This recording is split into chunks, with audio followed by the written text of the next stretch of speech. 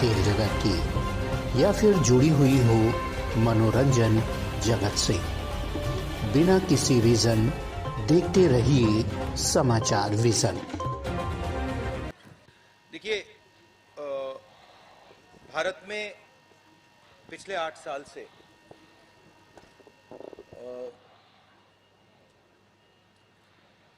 डर का माहौल, नफरत और हिंसा फैलाई जा रही है। शायद बीजेपी के नेता हिंदुस्तान के किसान से बात नहीं करते हैं, हिंदुस्तान के युवाओं से बात नहीं करते हैं, क्योंकि अगर वो उनसे बात करते तो उनको पता लगता कि हिंदुस्तान के किसान को, हिंदुस्तान के युवा को सामने का रास्ता नहीं दिख रहा। बेरोजगारी फैल रही है, महंगाई फैल रही है, किसान को सही दाम नहीं मिलता है। ठीक है, तो इस माहौल के खिलाफ खड़े होने के लिए हमने भारत जोड़ो यात्रा शुरू की है और ये कन्याकुमारी से श्रीनगर तक जाएगी। और अगर लोगों को नहीं लगता कि इस यात्रा की जरूरत है तो फिर लाखों लोग बाहर नहीं निकलते। Thank you.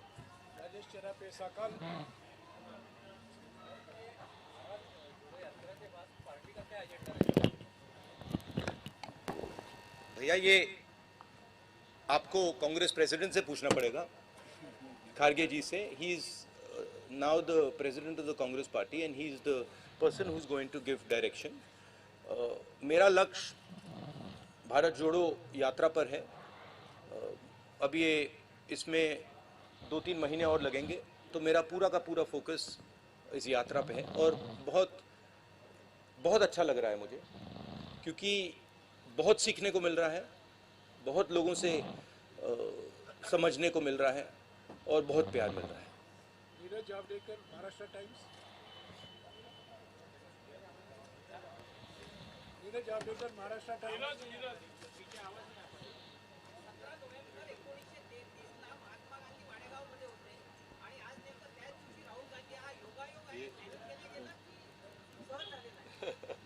फिर से बोलिए जरा, ट्राई करता हूँ। नहीं, मराठी में।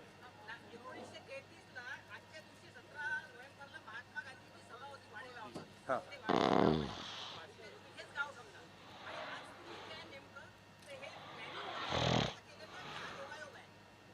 नहीं, ट्रांसलेट कीजिए कि ये जब यहाँ आए, गांधी जी भी आए थे, हम भी आए, क्या प्लान करके आए हैं या ऐसे ही हुआ है? नहीं, कोई प्लानिंग। 1933 में इसी दिन महात्मा गांधी यहाँ थे, तो ये अच्छा जो पॉजिटिव है ये। और आप आज यहाँ है 89 ईयर के बाद आप है यहाँ, तो ये तो पॉजिटिव। देखिए, पॉजिटिव बात है। प्लान तो नहीं है, मगर महात्मा गांधी कुछ चीज़ थे और हम कुछ और हैं। मतलब कोई ये कंपैरिजन मत कीजिए प्लीज, ये हमें मतलब ये गलत कंपैरिजन है। तो ईस्ट से आम आदमी पार्टी के उम्मीदवार कंचन जरीवाला के किडनैप की वीडियो राज्यसभा सांसद संजय सिंह ने जारी किया। रास्ता दिखाया। देखिए वीडियो। महात्मा गांधी ने अपनी पूरी जिंदगी देश के लिए लड़ने में लगा दी, तो कोई कंपैरिजन नहीं। प्रबोध देशपांडे, लोकमत समाचार। लोकसत्ता, सॉरी। नमस्कार राहुल जी, माझा प्रश्न असा होता की केंद्र सरकारमध्ये भाजपा जो सत्ताधारी पक्ष आहे त्याच्यावर अंकुश ठेवण्यात प्रमुख विरोधी पक्ष म्हणून काँग्रेस कुठेतरी कमी पडताना दिसतो, तर या संदर्भात पक्षाची पुढील रणनीती काय राहणार आहे आणि 2024 साठी प्रमुख अजेंडा काय राहणार आहे पक्षाचा? कमजोर पड़ रहा है अपना पक्ष, विपक्ष का ऐसा उनका कहना है। सब पूरा का पूरा ऑपोजिशन या कांग्रेस अपने विपक्षी इस नाते से हम कमजोर गिर रहे हैं, ऐसा उसका कहना है मोदी सरकार के। नहीं, देखिए, ये जो लड़ाई है इसको सबसे पहले ठीक तरीके से समझना है। आमतौर से क्या होता है, लोकतंत्र में एक पॉलिटिकल पार्टी दूसरी पॉलिटिकल पार्टी से लड़ती है और जो युद्ध का मैदान होता है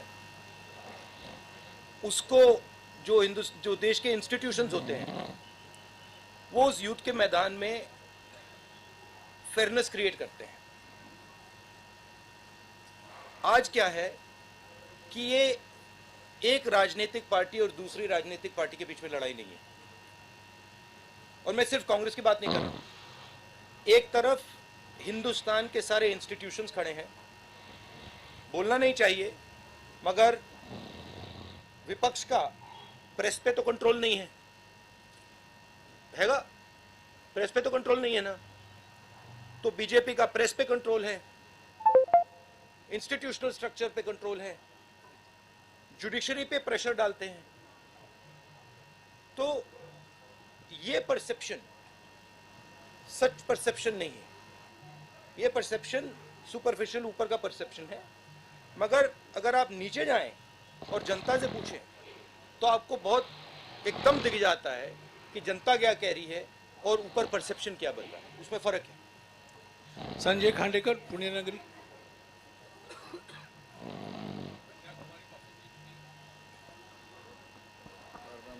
कन्याकुमारीपासून तुम्ही जी पदयात्रा सुरू केलेली आहे भारत जोडोची, सॉरी, एक मैं थोड़ा इसमें और कहना चाहता हूँ। देखिए, हमने ये सब एवेन्यूज ट्राई की, प्रेस की एवेन्यू ट्राई की, हमने पार्लियामेंट में अपनी बात रखने की कोशिश की, सिर्फ मैंने नहीं, सिर्फ कांग्रेस पार्टी ने नहीं, विपक्ष की सब पार्टियों ने। ठीक है, जब हम वहाँ कुछ बोलने की कोशिश करते हैं, चाहे वो नोटबंदी की बात हो, चाहे वो जीएसटी की बात हो, चाहे वो चाइना की बात हो, वो माइक ऑफ हो जाता है। तो यात्रा हमने इसलिए चालू की है कि हमारा और विपक्ष को कोई और रास्ता ही नहीं बचा है। राहुलजी, कन्याकुमारीपासून तर आता मध्य महाराष्ट्रापर्यंत तुमची भारत जोडो यात्रा सुरू आहे। या दरम्यान सर्वात मोठी समस्या देशात काय आढळली तुम्हाला तुमच्या पाहणीत? सबसे बड़े प्रॉब्लम क्या है कि देश में अभी तुमको जो भी प्रॉब्लम्स आए वो क्या है, सबसे बड़ा प्रॉब्लम क्या है? सबसे बड़े मुझे दो प्रॉब्लम्स दिख रहे हैं। एक प्रॉब्लम है कि युवा को यह भरोसा नहीं है कि उसे रोजगार मिल सकता है, चाहे वो कुछ भी पढ़ ले, किसी भी यूनिवर्सिटी में चला जाए, सर्टिफिकेट मिल जाए, मगर वो आपको गारंटी करके ये नहीं कह सकता कि अगर मैंने इंजीनियरिंग की ट्रेनिंग की है तो मैं इंजीनियर बनूंगा या मजदूरी करूंगा। और ये यूनिवर्सल है, मतलब मुझे जो पढ़ाई कर रहे हैं उनमें से एक युवा नहीं मिला जिसने कहा हाँ मुझ में कॉन्फिडेंस है कि मुझे रोजगार मिल जाएगा। तो ये पहला बड़ा मुद्दा है। उसको अगर आप थोड़ी गहराई से देखें तो उस युवा के माता पिता ने मेहनत करके उसे उसकी शिक्षा के लिए पैसा मोस्टली प्राइवेट प्लेयर्स को दिया है, प्राइवेट इंस्टीट्यूशंस को दिया है। एक तरफ वो दिन भर काम करते हैं, दूसरी तरफ महंगाई बढ़ती जा रही है, और तीसरी साइड जो उनका भविष्य है, उनका जो बेटा हो या उनकी बेटी हो, उसका रास्ता बन रहा है। तो पहला प्रॉब्लम ये है। दूसरा प्रॉब्लम किसानों का प्रॉब्लम है, जो देश को भोजन देता है, जो प्रोडक्टिव एलिमेंट है हिंदुस्तान, उसको कोई सपोर्ट नहीं, उसको कोई मदद नहीं है, उसको सही दाम नहीं मिलता। वो बीमा भरता है, उसको जब आंधी आती है, तूफान आता है, उसको मतलब पैसा नहीं मिलता, कर्जा माफ उसका कभी नहीं होता। तो ये दो बड़े मुद्दे, बड़े प्रॉब्लम्स दिख रहे हैं। और तीसरा जो है जुड़ा हुआ है कि सब लोग ये कहते हैं कि अगर शिक्षा में हमें पैसा देना पड़ रहा है, अस्पतालों के लिए हमें पैसा देना पड़ रहा है, मतलब सरकारी अस्पताल नहीं बचे, सरकारी स्कूल्स कॉलेजेस नहीं बचे। महाराष्ट्र में तो स्कूलों को बंद किया जा रहा है, 20 बच्चों से अगर कम है तो उनको बंद ही करा जा रहा है। तो वो कह रहे हैं कि भैया अगर ये पैसा हम यहाँ डाल रहे हैं, ये जा कहाँ रहा है, किसके हाथ जा रहा है? तो वो इनइक्वालिटी की बात है और सबको मालूम है। मैं किसानों से पूछता हूँ, भैया एक बात बताओ, ये आपका सिलेंडर, गैस सिलेंडर महंगा हुआ, पेट्रोल का दाम बढ़ा, आपके जेब में से पैसा जा रहा है, ये जा कहाँ रहा है? इमीडिएटली आंसर मिलता है, सब जानते हैं। मेगा कोचिक, Z24।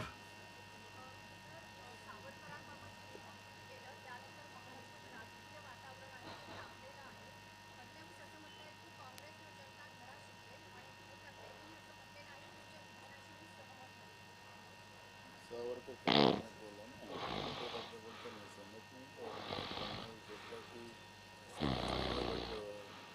जगह दिख रही है। ये देखिए, ये मेरे लिए सबसे जरूरी डॉक्यूमेंट है। ये देखा आपने, दिख रहा है आपको? और इसमें आप देख लीजिए, ये सावरकर जी की चिट्ठी है जिसमें उन्होंने अंग्रेजों को लिखा है। और मैं पूरी चिट्ठी आपको पढ़नी होगी, देख लीजिए, मैंने हाईलाइट भी कर रखी है, मगर मैं सिर्फ आखिरी लाइन पढ़ना चाहता हूं। अंग्रेजी में लिखी है तो मैं अंग्रेजी में बोल देता हूं। I beg to remain sir your most obedient servant V D. Savarkar. Hindi में ट्रांसलेशन कर देता हूं। सर, मैं आपका नौकर रहना चाहता हूं। ये मैंने नहीं लिखा, ये सावरकर जी ने लिखा है। तो इसको आप पढ़ लीजिए, देख लीजिए। अगर फडणवीस जी देखना चाहते हैं इसको, वो भी देख लें। तो मैं तो इसमें बहुत क्लियर हूं, सावरकर जी ने अंग्रेजों की मदद की थी। रश्मि पुराणिक, साम टीवी।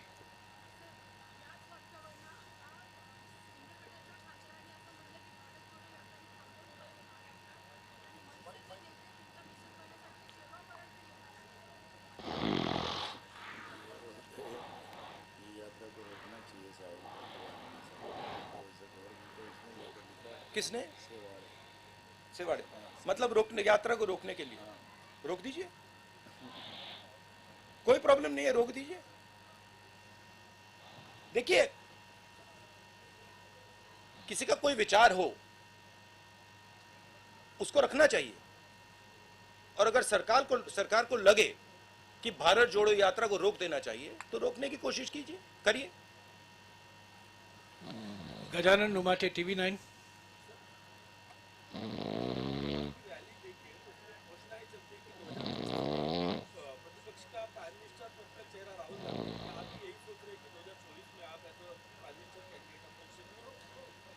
मैं ये आप डिस्ट्रैक्ट करने का बहुत अच्छा तरीका है।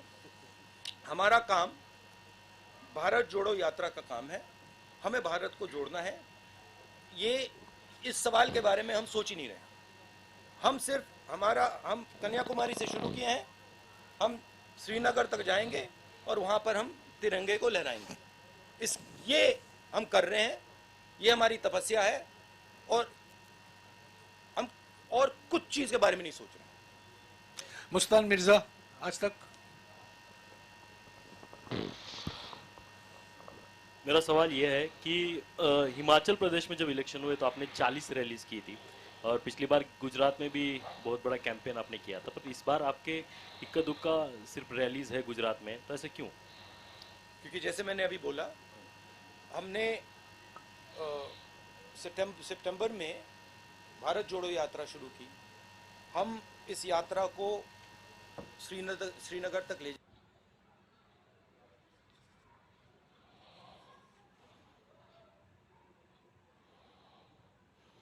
पूरा करना चाहते हैं। ज़रूर अगर कांग्रेस प्रेसिडेंट हमें कहेंगे कि हमें गुजरात जाना है, हिमाचल जाना है, तो हम जाएंगे।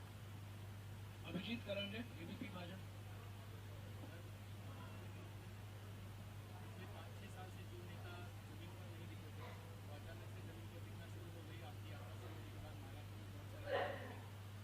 राहुल गांधी तो निकल पड़े, उन्होंने एक प्रोग्राम दे दिया है पार्टी के लिए। क्या ये प्रोग्राम गांव देहात तक जाने के लिए, क्योंकि यात्रा तो कन्याकुमारी से कश्मीर जाती है, बहुत सारे तरीके तक नहीं जाती, क्या कांग्रेस का कोई प्लान है आगे वाला, जो ये यात्रा है हर आदमी तक, हर गाँव तक, हर शहर तक, हर तबके तक, हर आदिवासी पाड़े तक जाए और आपका विचार जो है, जो आप बोल रहे हैं वो पहुंचे वहाँ? यात्रा एक सोच है, एक काम करने का तरीका है, एक कह दो एक इमेजिनेशन है।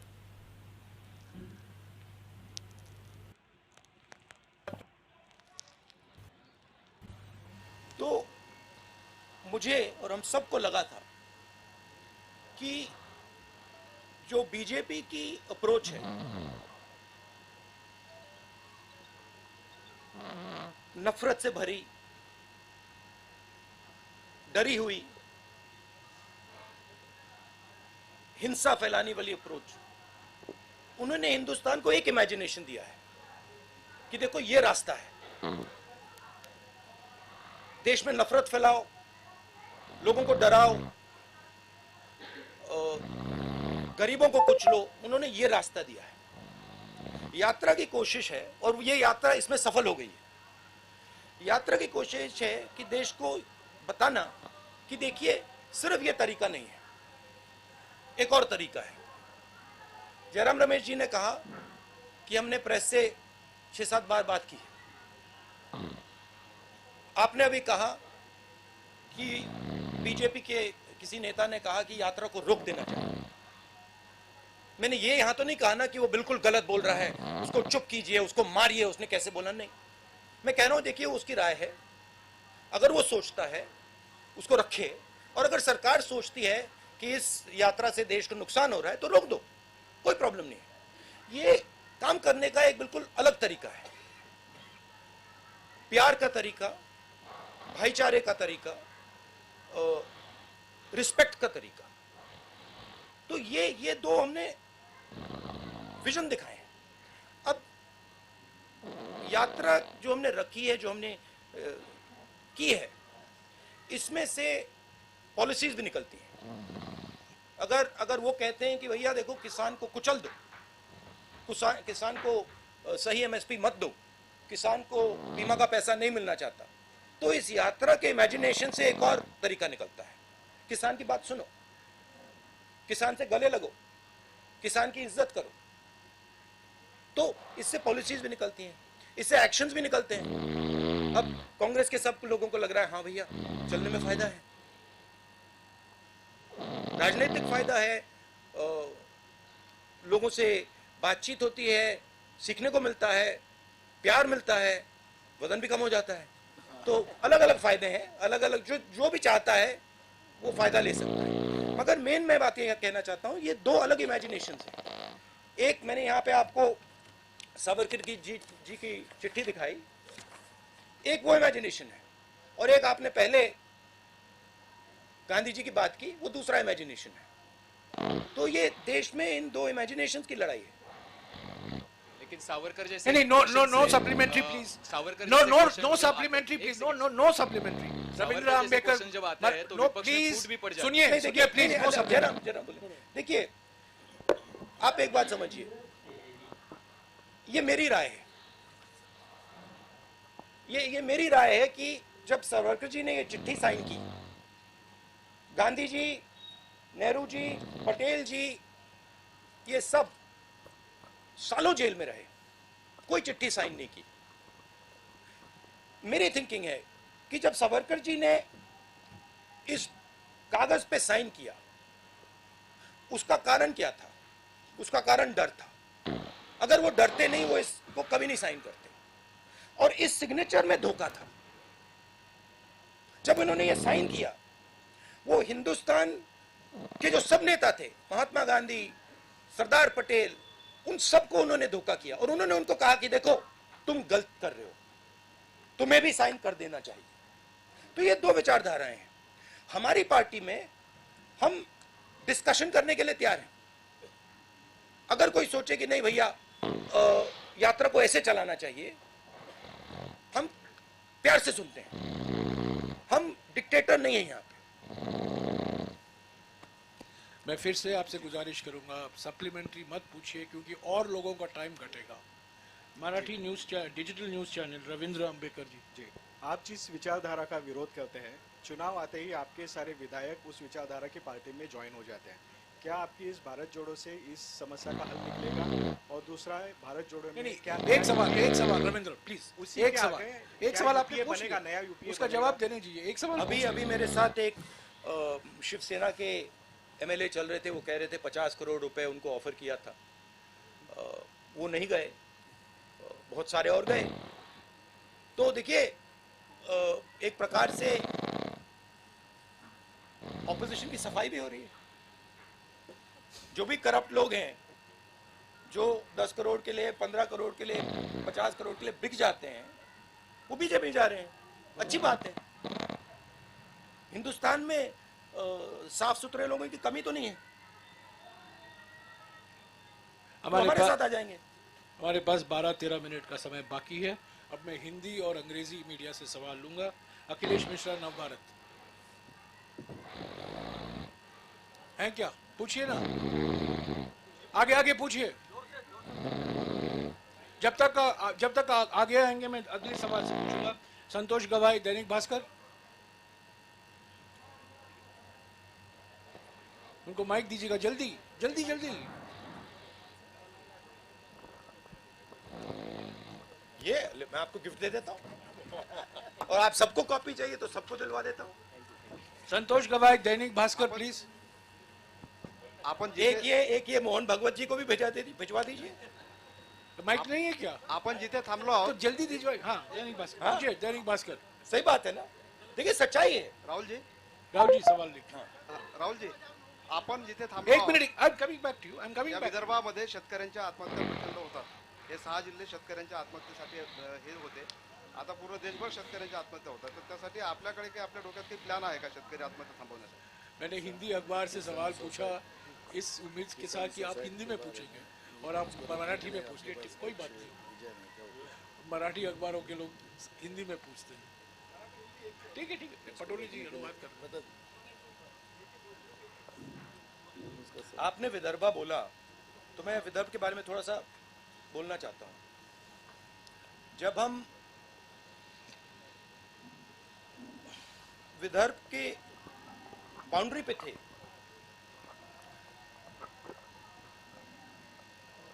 तो हमारे लोगों ने कहा कि हमें वहां पे अंदर आने से पहले वहां पे आपका एक गीत सुनना है। आप थे वहां पे?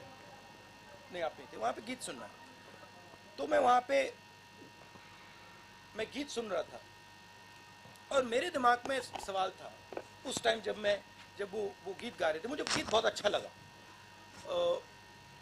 और जब वो गा रहे थे मेरे दिमाग में सवाल था कि महात्मा गांधी जी जो थे वो वर्धा क्यों गए। मेरे माइंड में क्वेश्चन था, कितनी जगह है हिंदुस्तान में, कितने स्टेट्स हैं, वो यहाँ क्यों आए। तो मेरे दिमाग में ये सवाल था और मैं सोच रहा था। और फिर गीत के बाद वहां पे एक बड़ा सा आपने गेट लगा रखा था और गेट के जैसे मैं अंदर गया 10 मिनट नहीं हुए मुझे बात समझ आ गई कि जो कांग्रेस की जो आइडियोलॉजी है वो एक्चुअली विदर्भ में है और जो नेचुरल कांग्रेसी होता है वो सब विदर्भ में बैठे हुए हैं। अब आपने बोला विदर्भ के किसानों की बात की।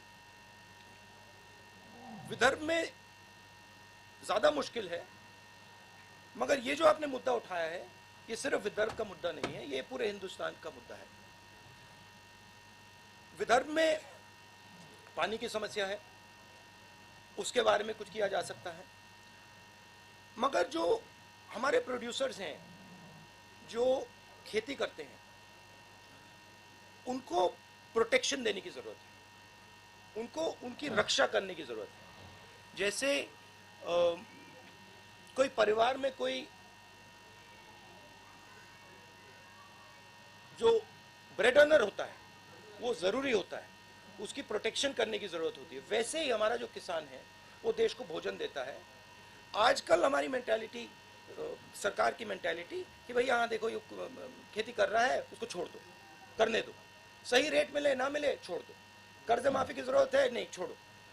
ये एटीट्यूड बदलना पड़ेगा, उसको सेंटर में लाना पड़ेगा। कहना पड़ेगा कि नहीं ये सबसे जरूरी चीज है और ये देश को भोजन देते हैं, ये 24 घंटा काम करते हैं और सरकार और देश का फर्ज बनता है कि वो इनकी रक्षा करे। अब रक्षा कैसे होगी? रक्षा उसको सही दाम देने से। हम न्याय योजना लाए थे, समझा दूं या आप जानते हो उसके बारे में? हर महीने हिंदुस्तान के सबसे गरीब लोगों को डायरेक्ट बैंक अकाउंट में पैसा, 72,000 रुपए साल के हर फैमिली को। तो उससे गरीब किसान के नीचे एक फ्लोर फर्श बन जाएगा, उसके नीचे वो गिर ही नहीं पाएगा। तो नीचे आपने उसको मिनिमम पैसा दे दिया, कम से कम पैसा, और साइड से आपने उसकी रक्षा की। आपने उसको जब उसको कर्जे की जरूरत, जब उसके कर्जा ज्यादा हो जाए, आप सेंसिटिविटी से सुनो, आप उसकी बात समझो। जब उस पर प्रेशर आता है, आप उस प्रेशर को रिलीज करो। तो ये सब काम बहुत आसानी से किया जा सकता है। हमने यूपीए की सरकार में ये काम किया था। और आप विदर्भ के किसान से पूछो, जब विदर्भ को दर्द हो रहा था, यूपीए ने एकदम यहाँ पे पैकेज दिया था। अखिलेश मिश्रा, नवभारत। राहुल जी, उत्तर प्रदेश में पार्टी आपकी बहुत कमजोर होती जा रही है, आपकी यात्रा उधर से क्यों नहीं जा रही है? ये जो यात्रा है ना, ये इसका लक्ष्य कन्याकुमारी से कश्मीर तक जाने का है।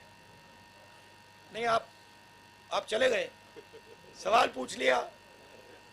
हाँ, जवाब नहीं चाहते क्या? हाँ, तो ये यात्रा कश्मीर तक जाएगी और कन्याकुमारी से ये शुरू हुई है। अब मुझे पता नहीं ये किसने बात बोल दी कि ये यात्रा उत्तर प्रदेश से नहीं निकलेगी। मुझे नहीं मालूम किसने बोला है, क्योंकि दिल्ली के बाद ये यात्रा उत्तर प्रदेश से निकलेगी। उत्तर प्रदेश से हरियाणा जाएगी, हरियाणा से पंजाब जाएगी, पंजाब से जम्मू जाएगी। तो पता नहीं ये मिस इन्फॉर्मेशन कौन फैला रहा है, मगर ये यात्रा यूपी में जाएगी। गजानन अवस्थी, लोकमत समाचार। एक मेरी एक्चुअली शिकायत है कि यूपी में थोड़ा और जाना चाहिए था, बट अगर हम थोड़ा और जाएंगे तो वो रास्ता फिर ज़्यादा लंबा हो जाएगा। इसलिए हमने यूपी में शायद 2-3 डिस्ट्रिक्ट्स में हम जाएंगे, 3, 4, 5 दिन जाएंगे। मैं राहुल जी से निवेदन करूंगा कि उनके जवाब के कारण हम इसको 5 मिनट बढ़ा सकते हैं तो अच्छा। हाँ, बढ़ा। ठीक है, गजानन अवस्थी प्लीज, लोकमत समाचार। हेलो सर, राज्य के अभी की जो खस्ताहाल एक मिनट प्लीज, गजानन अवस्थी।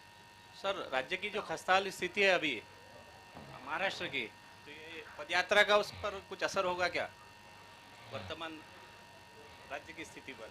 नहीं, राज्य मतलब महाराष्ट्र के राज्य ये थी कि हाँ, पार्टी की स्थिति कमजोर नहीं है। महाराष्ट्र में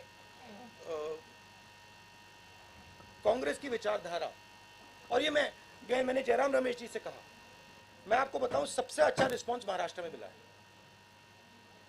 नेचुरल कांग्रेस है ये। और मुझे मतलब ये बात बहुत समझने को मिली है, ये यहाँ पे नेचुरल कांग्रेस है, मतलब ये डीएनए है कांग्रेस। तो यहाँ कांग्रेस पार्टी मजबूत, कमजोर बिल्कुल नहीं। वैभव गंजापुरे, टाइम्स ऑफ इंडिया प्लीज। देखिए, फ्यूचर तो आप प्रेडिक्ट करते हो, मैं तो करता नहीं हूँ, मगर असर जरूर पड़ेगा, पॉजिटिव असर पड़ेगा। वैभव गंजापुरे। राहुल जी, जब आपका यात्रा खत्म होगा कश्मीर में, तो आप क्या बदलाव देखते हैं भारत में, और कांग्रेस पार्टी को कैसा? एक सवाल अंग्रेजी मीडिया भी हिंदी में पूछ रही है। अच्छा है, ठीक है। Okay, how it will benefit the Congress when you and your यात्रा इन Srinagar? Look, I am not a soothsayer. I cannot predict the future. But you must have thought something. You asked a question. Let me answer the question.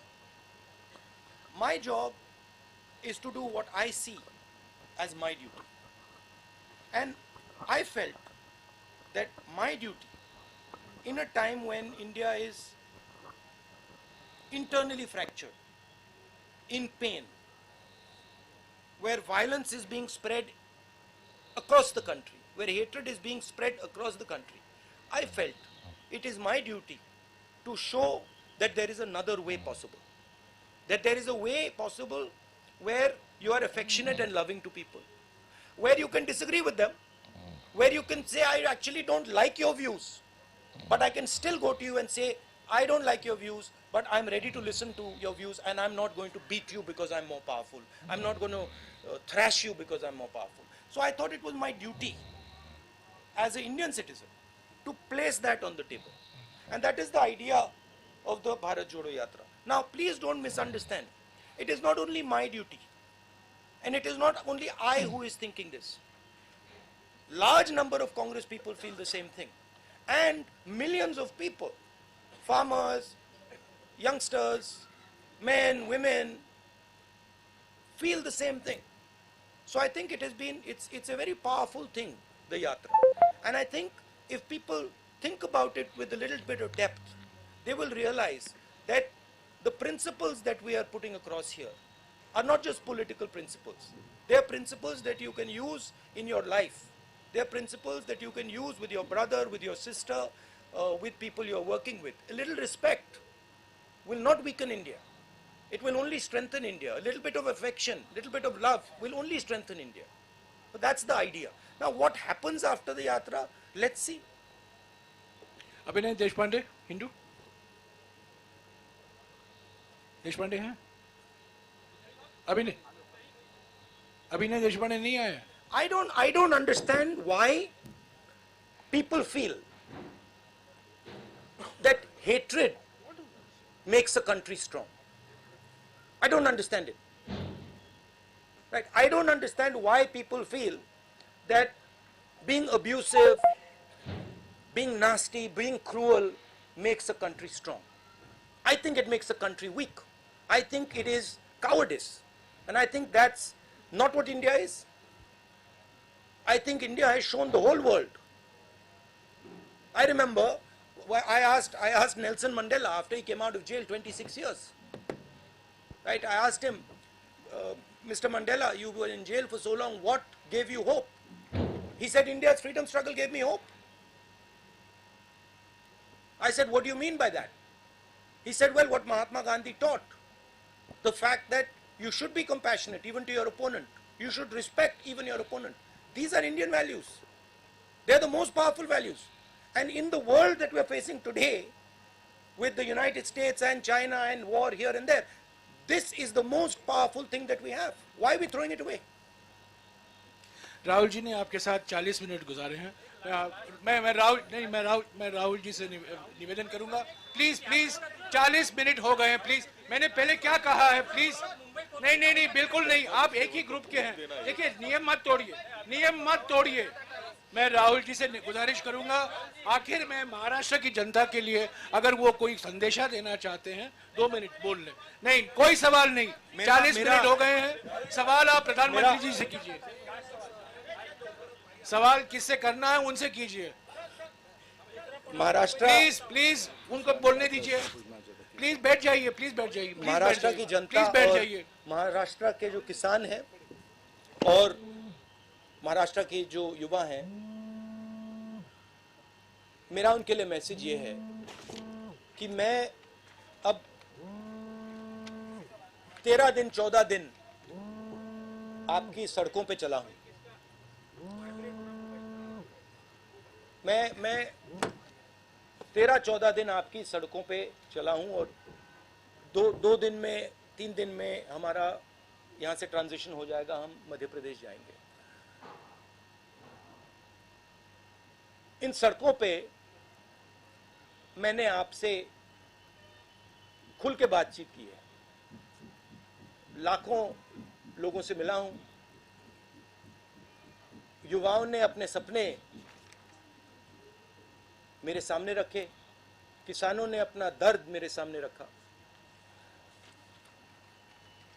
और आपने सबने मुझे बहुत बड़ा तोहफा gift दिया है. आपने मुझे इन सड़कों पे सिखाया है शिवाजी महाराज के बारे में, ज्योतिबा फूले जी के बारे में, अंबेडकर जी के बारे में आपने सिखाया है. मैं आपको ये बता सकता हूं कि महाराष्ट्र के सड़कों पर चलने से पहले और 14-15 दिन बाद जो मेरी राजनीतिक समझ थी महाराष्ट्र के बारे में, किसानों के बारे में, वो आपने बदल दी है। तो मैं आपका दिल से धन्यवाद करना चाहता हूं और मैं इस सफर को अपनी पूरी जिंदगी नहीं भूलूंगा। और आपका जो प्यार है मुझे खत्म करने दीजिए, मुझे खत्म करने दीजिए। ये don't disturb brother, don't disturb. शुक्रिया राहुल जी, अभी आपका फोटो तो नहीं तो मैं दिल से महाराष्ट्र की जनता को और लास्ट में जो पुलिस ने हमारी मदद की है, जो चले हैं हमारे साथ, उनको भी काफ़ी धक्के लगे हैं, उनका भी मैं दिल से धन्यवाद करता हूँ। Thank you. देखिए, भारत में पिछले 8 साल से